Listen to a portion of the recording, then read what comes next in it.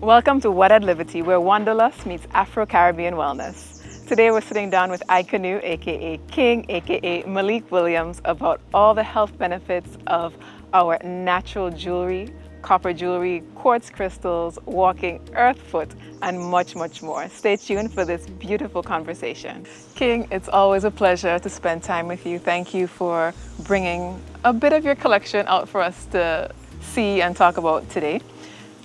We'll start by asking why copper? Why copper, why crystals? Greetings, give thanks for having me. Copper because it looks like me, it's the color of my skin. It's healing, so besides just wearing jewelry for vanity's sake, it is also helpful for body pain. I'm a very wild youth man from since I was little. Do plenty yoga, do plenty climbing the trees, so inevitably there's going to be body pain and stuff like that. So the copper is something that has been used to take body pain, to heal, to indicate when your body is too acidic. So I decided that it's essential that people utilize this ugly, not silver, not gold, but this dirty metal that's kind of brown, like brown skin, black skin people.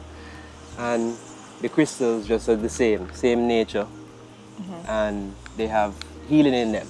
Besides the diamonds, besides the sapphires, the rubies, these are just, I wouldn't say a step down, but they're the sisters and brothers of those as well. And they have properties in them. Why is there a wedding ring that's a diamond wedding ring? There's a reason for that. So then these crystals also have their different healing properties and energies that go along with it. So I decided to meld the two of them together because of my love of a healthy body and up for vibration. That's beautiful. So you mentioned the copper has healing properties. You mentioned it's good for pain, detoxification as well. The crystal that you have on your ankh, can you tell us a little bit about the properties of that particular crystal? Well, this is a clear quartz, looks something like a diamond. So it's for amplification. Diamonds are that as well. They're so any kind of healing, any kind of like you're using the copper, it increases the potency of the crystals you're wearing, of the jewelry you're wearing, and also creates a more potent energetic feel around your physical being. So that's why I have a clear quartz crystal around. And these things are found in the earth, like this one. Here, these are clear quartz. This is found right in Antigua. These earrings. So, shout out to my people and them that's going and finding these crystals. Okay, I was just about to ask if you're sourcing the crystals yourself, or you have people that will source them and bring them to you. Yeah, I have a brethren that sources clear quartz, sources amethyst. These ones as well coming out of Antigua. We have stones here to create fire, flint stones. We have clear quartz. We have a lot of stuff right here on the island. Inside the Green Castle Hill on the eastern coast of the island, Piers Village. There's a bunch of places that once backhoes go and clear down the land or they go in the bush, you'll just be surprised. You dig up a rock that looks this small and then you find a big geode or a bunch of crystal formulations on the side of that rock. And it's precious, it's healing, it's good to have in your house, good for your energy in your yard as well. Yes, sir. So how did you get into crystals? So you mentioned, you happen to go digging and you find something. How do you know that something that you found is actually a crystal versus just a regular rock? Well, I do a test on my pendulum, which is a device that's hanging plumb. So whatever you hold on a string will hang with a little weight, lead weight or gold or crystal. And it will stay still for the most part because there's a weight on it. And I would ask it to spiral right or spiral left, and I would ask a number of times, like, okay, is this clear quartz? I'm not going to ask if it's onyx because it's not black. Right. We'll go to the similarities, selenite, clear quartz, and that's how I devise whether that's what it is or not. So this copper band, I got this off of an air conditioning vent. This is one of my first pieces I made. And so when you say you got it off an air conditioning vent, elaborate. It was just derelict, not being used, and I was like, that's copper, that's precious, it's not being used, let me break it off. And I broke it off at about a length of copper like this, and I went to my uncle's jewelry store and made a neckband, one of my first pieces. Amazing. And then that's what just started me into making more, because people like nice things, they like colorful things, pretty things, shiny things. Correct. Most people. So I started making them, and people started tuning in, wanting them, wearing them, utilizing them for the healing. They see sometimes their skin will get a little green, so they feel like, oh, I'm allergic or something's happening to me. No, you're just acidic. Your body is just more acidic than usual. So if you alkaline your body, you will find that, and it washes off. That's another thing. The green hue that comes up on your skin because your salt of your sweat has in properties, has in what you're sweating out of your body, what you eat, what you consume throughout your day. So when you're wearing this copper, your wrist may turn green. If you're wearing a ring, your ring may turn, the skin around where you're wearing the ring may turn green. So you're thinking, oh, I'm allergic to it, or no, it's just choose better eating habits and it will be less green over time. So that discoloration you're saying is an indication of what's going on internally. And again, it's nothing to be worried about. So you mentioned, cleaning your jewelry. But before we get to that, you were also talking about your uncle and the being a jeweler. Yeah. Can you tell us a bit about your family history in jewelry and how you got started in that? Well, a long line of jewelers on my patriarchal grandmother's side. So my father's mother, his aunt, his grandfather would have been making jewelry.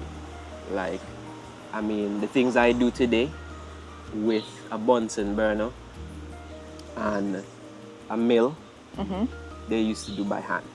They would pound a bit of gold until it came to this bracelet. And you, for argument's sake, when I melt copper to make this, this didn't come in wires.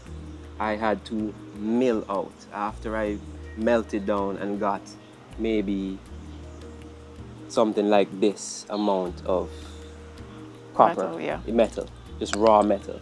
I'll have to heat it, pound it, heat it again, pound, heat it again, pound, constantly. So very labor intensive. Until it gets to this thinness and then create this bracelet. So his grandparents were making jewelry all his life. He worked at a jewelry store with his cousins. It's just something that we had in us. So I never knew that I would have been skillful at it, but going into the jewelry store, seeing my uncle talking about his grandmother and his mom and how skillful they would be setting diamonds, making bracelets, and I know how hard it is to do it now with modern equipment. Much less back then. Much less back then when they're doing it like bellows, literally bellows to heat metal, to melt stuff. So it's something a part of me. And then also on my mom's side is Kalinago. So I recently went doing research about that tribe and that lineage. The men and the women adorn themselves. The men more, they wear armbands and different beads and stuff. So I'm like, it's just me. I've been taking apart, what do you call that store? Rastapasta bracelets and necklaces and remaking my own stuff.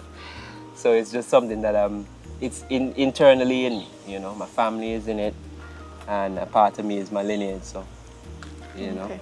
Yeah. So we talked about cleaning. So I have this beautiful anchoring that I got from you a few years ago, I believe. Yeah. Can you walk us through how you properly clean and care for your copper jewelry? Okay. Just like any other metal, we know that it tarnishes over time. So what is the best way to clean copper without damaging the metal? The easiest way? Well, there's a couple ways. There's very many simple ways, and then carrying it to the jewelry store also is one of those simple ways. And they will heat it up, really shine it and polish it.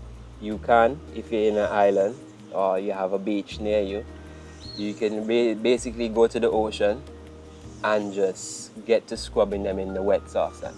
Like go by the ocean. So literally just putting it in the soft sand and just rubbing the jewelry. The friction of the sand, and then the seawater, shines it like nothing. Like you would be so surprised.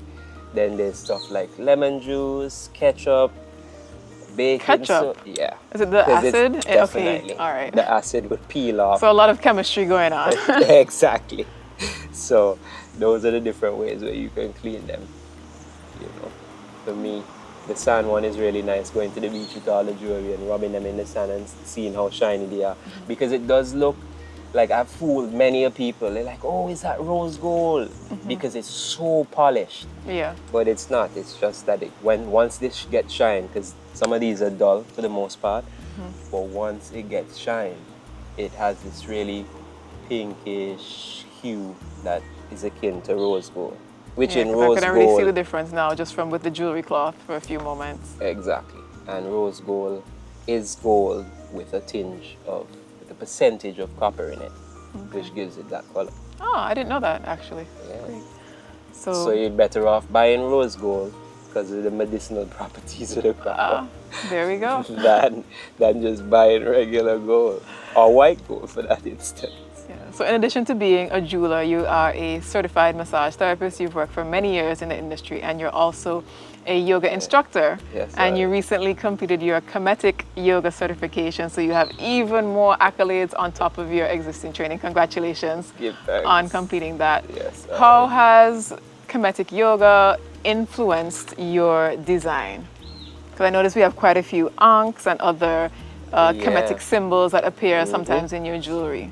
Well, because it's Oh, this is beautiful. one of the most ancient symbols of life. It has the whole family in it. You know, coming from a Christian society, we learn about the Christian cross, and it's, you know, two ends and another two ends.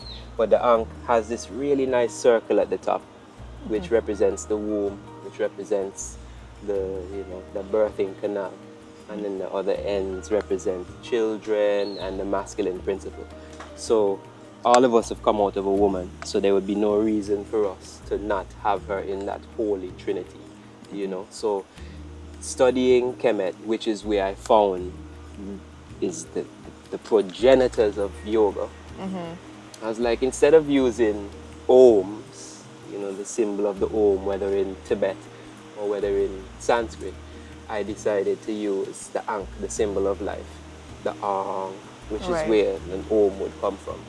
So it's just a cool symbol, you know. It's not a rigid cross. Right. It's smooth, and it denotes life. It shares with the eye life, you know, female, masculine, children principles. So as a result of that, those come in, and then you can see some spirals here, because we spiraling from birth until we old, and we keep spiraling when we transition from the flesh. So these spirals, just like when you're pouring water down the sink, it doesn't go down if it's not a spiral. These things is life. Like I love to get my inspiration from life. So there's ankhs in nature if you just look good enough. Yes. You know, They're all around us. Exactly. So that's why I give homage to them ancient symbols that before man, but still resonating in this up to now, still resonating in this time, you know. Nice. So tell me a little bit about what you're wearing today. I noticed you have on a custom outfit. I know back in the day, because I've known you from birth. Yes, You know, you're very skilled with design. You know, you would Yeah. always find all these creative ways to reinvent the clothes that, you know, we had. Yeah. And I see now that you're taking that to another level by creating your own garments from scratch. So tell me a little bit about what you're wearing, and also if you can elaborate on the staff that you have in your hand as well. Well, yeah, this is burlap, what they call hessian, sackcloth, ganja cloth, all kinds of different fabrics or names for it, or creators of the fabric. This is a hoodie that I wear, that I've created for myself. Keep out the sun, shade me from the sun in this hot Antiguan climate. And then when it's raining also, get a covering from it. I get you. But this, I mean, as you know, I've been creative doing these things, so I just decided to The cover is perfect time. I think you brought the rain when you said like cover for the rain. But we're good. It's just a little sprinkle. We'll see.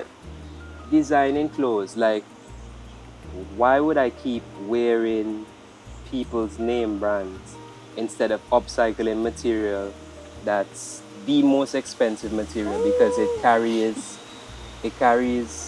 coffee, which is the most expensive trading market item Yes. on the market. So it really needs to be precious. It needs to be stored really well. So I decided to wear these garments, which is, it's upcycling them, making wrap skirts, pants, jackets, shirts, just getting into my creative flow, which in these stuff might be utilized as fashion week garments when somebody wants to utilize them for that. And for me, it's just about, you know, sovereignty, basically. I wouldn't say Gucci or Versace is more expensive than my clothes, and I wouldn't want to go and spend $400 on it to make an appearance when I can be really comfortable in my garments, staying warm, staying dry, being able to walk in nature comfortably, and also have a fully designed garment for my personal body. Because for me, like, okay, it getting a little hot, I pull in my hand. I can literally go into my hammock and pull my hands in and be warm and snug as a bug in a rug because of the type of clothing I have. And it's just an ancient Rastafari liberty. Like, there's some man that they in Rastafari they burn wearing vanity, you know. They don't want the riches of the world because those things end. You know, nature never ends. This is literally plant matter. So as much as I would like to be making some of my garments out of these palm trees as well, I'm still wearing leaves. So I'm fully in grounding earthen garments, making them for myself. And we know about recently about the effects of polyester, synthetic garments blocking our pores and our energetic field from the sunlight. So we need the sun. We don't need polyester. We don't need that nice garment. We need the sun because that really brings up all the life every day. So when I'm wearing earthen garments like a plant, I'm still receiving my optimum amount of sunlight. Yeah, I might sweat a little bit, but that's not gonna kill me. It's actually good for me. So that's one of the reasons why I've gone into wearing my natural garments. And I have very much nice African garments, but the energy is to definitely stay into making my own, pre-loving my own garments. And you'd buy a nice garment and you'd find a stitch that's wrong. I mean, no, if I did it, I wouldn't find that stitch. I would make sure it's perfect before I went out. You know, this is the staff I created, pre-loved the other day. This was a clear quartz that I traded for somebody back in the day. And I said, it was a necklace, but why not make a staff? And what's the purpose of this staff? Not a thing. Really just to move with your energy, you know? Because like I have some feathers, which I'm always collecting bird feathers. So I have a few feathers on there, a star. This was an earring. It's a coconut shell. Look at that. How they cut out this nice little coconut shell. And then I fixed with copper and some red, gold, and green hemp thread. I fixed this clear quartz. Not as tight as I would like it, but it's like a wand. Life. You know, and it's on the root. This is a small bamboo. So this is actually a root of a tree. So it's just, you know, the clear quartz, this crystal, supposed to be high vibrational, but then it's still in a bamboo, which is rooted in nature. Right. So you have the full spectrum. Basically. So when I'm creating things, it's that kind of meditation that I go into to make stuff for myself and others. And sometimes it's like, I should sell this, but it's so nice I can't. It's for me. So, yes, you talk a lot about, you know, connection with the earth, connection with nature when it comes to your designs, when it comes to your choice of clothing. Can you talk a bit about walking, trotting earth foot, or as some would say, walking barefoot? Yeah. What has that journey been like for you? Why did you start it? What have, you know, some of the reactions been to that choice? I'll start off with why I started. As an elder of mine, elder in Jamaica, say, you know, the bear have their foot. So it's I and I foot. I don't trot barefoot, you know. And I started a while ago because naturally, when I was younger in my grandmother's yard in Villa, you're running about barefoot. At a certain time in the day, she's going to tell you, come out of the house, go outside in nature, get some sun, like go outside. And she didn't need you to put on shoes to go outside. You're a boy, you're her grandchild. They don't wear shoes on the reserve. So from my genesis, I have a story about my great-grandmother. They say she would go to church, you know, after the Kalinagas were indoctrinated by Christianity and Catholicism. She would walk barefoot, earthfoot, from her house with her high heel shoes or her shoes for church in her hand. And she would go by the church, put on her shoes, and then go inside. And when she's done service, she comes outside, takes off her shoes, puts them in her hand, and walks back home. So my lineage comes from not wearing shoes. When were shoes created? Why do you have to have them on? And what out there is so detrimental to your feet that you can't feel the earth, that you can't walk on this hard, arid, soft, damp climate and not be comfortable with it, not let your feet acclimatize to nature itself. So that's, you know, why I started doing it is because connection with the earth. Like, shoes are really nice, but they mess up your arches sometimes. Wearing high heels gives you studying massage therapy. It throws off your back, particularly in a way that if you wear it for the rest of your life, you will end up with back problems just because of your shoes. I have collapsed arches, so I have to do certain exercises to help build up my arches. And it's just healthier for me. I get stronger feet. I can literally pick up things with my toes, like learning those practices. I mean, you can climb a coconut tree like nobody's business. Climbing the tree, like you can't wear shoes and your feet have certain number of grip. Like there's more proprioceptors. Proprioceptors are your senses then, you know. But it's a big word for your senses, your spidey senses. So in your palms, you have a bit of it. Like you can feel people with your palms. But your feet have more than your palms. So with that, I decide to just go in and not wear shoes. So it's almost like you're getting reflexology 24/7. 24/7. I step on a stone, I'm like, okay, thank you. I needed that. Cassie dig me, I pull it out, and I keep walking. Nothing is too harsh, or because I've gotten stumped toe. And I mean, I was walking my dog a couple of years ago, had on shoes, stepped on a nail.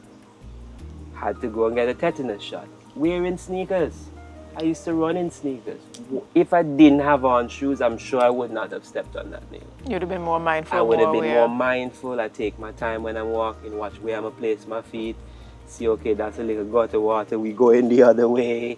Okay, that's a nail or that's a bunch of old material that's going to be harmful to me. I walk on this earth path. Yes, and like it makes me more aware of my surrounding, makes me more patient, makes me more relaxed about my step. I can't rush. You can't rush without shoes. You can now, but you're gonna probably hurt yourself. Right. So mindful meditation. Mindful meditation 24/7, just earthing, grounding, because it takes away things as well. Like you grounding your feet on soil or on earth, remove certain toxins, remove certain bad vibes out your temple. So you doing that as a practice or generally all the time is good. It's good for you. You know, so I decide, as if I'm going to teach it to others, let me teach it to myself, let me practice it, you know. Beautiful. And give thanks that it's been helpful so far, like, you know, getting stronger toes, stronger feet. So we give thanks. Well, Malique, it was a pleasure chatting with you today. If anybody would like to reach out to you, what's the best way for them to get in touch? Well, my phone, that's the easy way. My cell phone, 7210135. That's my number here, and then you can get me on WhatsApp, TikTok, as they have that. What's your name on TikTok? II-KaNu. Okay. On TikTok, yeah. And then email, which I occasionally use. Who uses email anymore? A lot of people, so please keep it. Business, multi-union at Gmail as well, you know. Okay, beautiful. So lots of options to reach you. Yes, sir. All right, thank you so much. Love you lots. Yes, sir. Every time. Love her. Oh, identity, feel the vibe. Stretch your soul, let your spirit thrive. Wellness calling, step inside. Oh, identity.